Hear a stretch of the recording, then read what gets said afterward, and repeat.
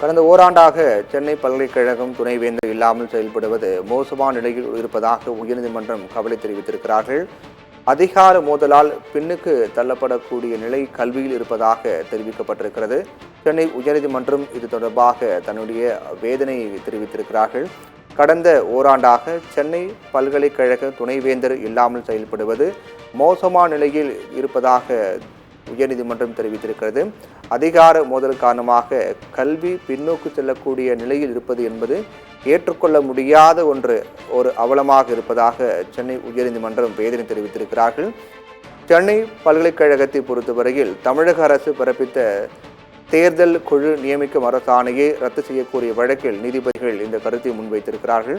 தமிழக அரசு பிறப்பித்த தேர்தல் குழு நியமிக்கும் அரசாணையை ரத்து செய்யக்கூடிய வழக்கில் நீதிபதிகள் இந்த கருத்தை முன்வைத்திருக்கிறார்கள். சென்னை பல்கலைக்கழகத்தை பொறுத்தவரையில் கடந்த ஓராண்டுக்கு மேலாகவே துணைவேந்தர் நியமனம் இல்லாமல் செயல்பட்டு வருகிறது. நிலையில் இந்த விவகாரத்தினுடைய பின்னணி பொறுத்தவரையில் தமிழக கவர்னர் ஆர் என் ரவிக்கும் தமிழக அரசுக்கும் தொடர்ச்சியாக மோதல் போக்கு ஏற்பட்டு வரக்கூடிய காரணத்தால் ஆளுநர் தன்னுடைய அதிகாரத்தை பயன்படுத்தி தனக்கு வேண்டிய நபரை துணைவேந்தராக நியமிப்பதாகவும் அதை தமிழக அரசால் ஏற்றுக்கொள்ள முடியாது என்றும் துணைவேந்தர் நியமனத்தில் ஆளுநரின் தலையீடு என்பது இருக்கக்கூடாது என்றும் முழுக்க தமிழக அரசே இதன் தலையிட்டு துணைவேந்தர் நியமிக்கக்கூடிய அதிகாரம் கொண்டதாக இருக்க வேண்டும் என்று தமிழக அரசினுடைய வாதமாக தொடர்ந்து இருந்து வரக்கூடிய சூழ்நிலையில் இந்த அதிகார மோதல் காரணமாக துணைவேந்தர் நியமன விவகாரத்தில் அதிகார அமைப்புகளுக்கு இடையிலான பிரச்சனை காரணமாக கல்வி பின்னுக்கு தள்ளப்பட்டு விட்டதாக நீதிமன்றம் தெரிவித்திருக்கின்றது.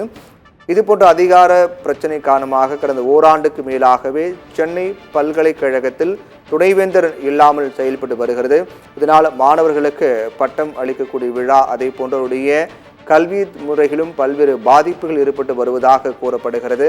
ஆளுநருக்கு அதிகாரமா அரசுக்கு அதிகாரமா என்ற ஒரு போக்கை தொடர்ச்சியாக இந்த துணைவேந்தர் நியமனத்தில் பிரதானமாக பார்க்கப்படுகிறது. அதனுடைய விளைவாகவே கடந்த ஓராண்டுக்கு மேலாக சென்னை பல்கலைக்கழகத்தில் துணைவேந்தர் இல்லாமல் செயல்பட்டு வருகின்றது. இந்நிலையில் இந்த விவகாரம் தொடர்பாக சென்னை உயர்நீதிமன்றத்தில் இன்று வழக்கு விசாரணைக்கு வந்தது. அப்போது சென்னை உயர்நீதிமன்றம் இந்த நிலையை சுட்டிக்காட்டி தன்னுடைய அதிருப்தி வேதனையும் பதிவு செய்திருக்கிறார்கள். குறிப்பாக அதிகார மோதல் காரணமாக கல்வி பின்னுக்கு தள்ளப்படக்கூடிய சூழல் ஏற்பட்டிருக்கிறது என்றும் அதோடு மட்டுமில்லாமல் இந்த விவகாரம் காரணமாக மாணவர்கள் கடுமையாக பாதிக்கப்பட்டிருக்கிறார்கள் என்றும் தன்னுடைய வேதனை பதிவு செய்த சென்னை உயர்நீதிமன்றம் வழக்கு விசாரணையை ஜூன் 5ஆம் தேதிக்கு ஒத்திவைத்துள்ளது.